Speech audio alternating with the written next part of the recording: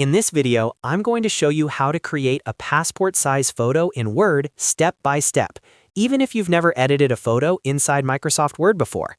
This is a super simple method that can save you time and money when you just need a basic passport-size image for printing, applications, forms, or other official uses.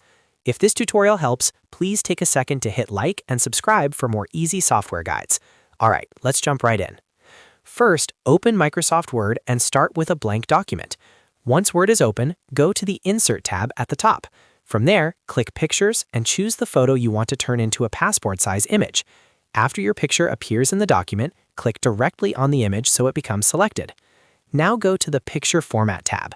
This tab gives you all the tools you need to edit the image inside Word. Next, click Crop. Use the crop handles to adjust the image so the face is properly centered and framed.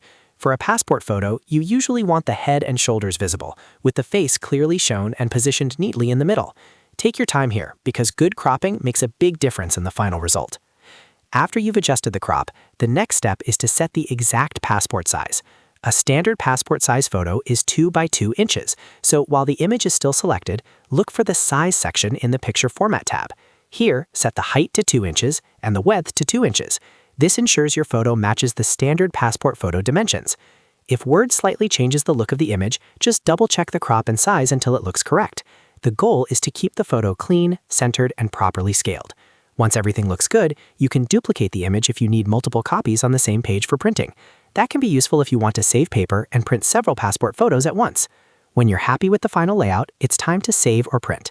Go to File and then click Print if you want a physical copy right away. You can also save the document first if you want to keep the layout for later use. This is a great option if you think you may need to reprint the photo in the future. And that's it. You've now created a passport-size photo in Word using a very easy and practical method.